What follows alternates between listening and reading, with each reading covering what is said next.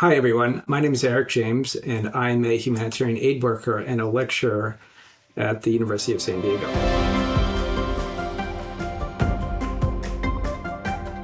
I think I first recognized that I could be a humanitarian aid worker because I was comfortable being uncomfortable. It wasn't just the physical things, but being able to witness people suffering and then being moved to do something about it is a real character trait that I find across all the people I work with. There was things that happened, disasters, wars, and I always had a curiosity of, well, how does that happen and what do people do about it? And when I was finishing my first degree, I realized, hey, there's these nonprofit organizations that go to the most difficult places on earth. And the idea that we can go not just to report on it or not just to work on the conflict, but actually go help people was a real eye-opening moment for me.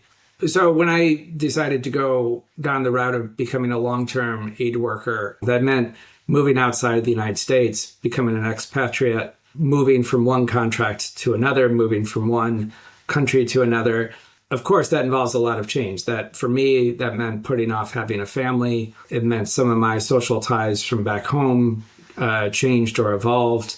I'm lucky enough that I was able to come back after some years and continue in this work. It becomes very individualized. Everyone has to find their own path in a sense. My first couple of jobs focused on logistics and operations and the different types of programs that we work in. I went to the country of Burundi and spent a year there.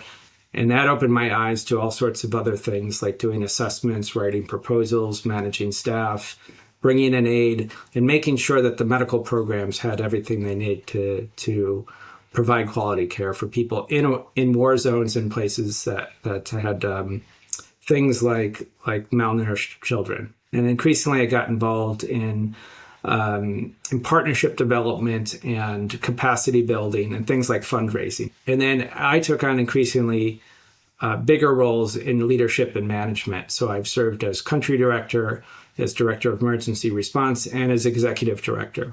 Working in humanitarian action brings a new challenge every day, really. Many people have regular schedules, sort of 9 to 5. They may report to an office.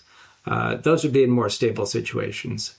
When there's an acute situation, a disaster has actually just happened, there'll be a need to go on the ground and really live through tough conditions. I remember I was in Haiti right after the earthquake in 2010, and the first 10 days or so, I slept on the ground in a tent. That kind of experience I've done in multiple places following acute disasters.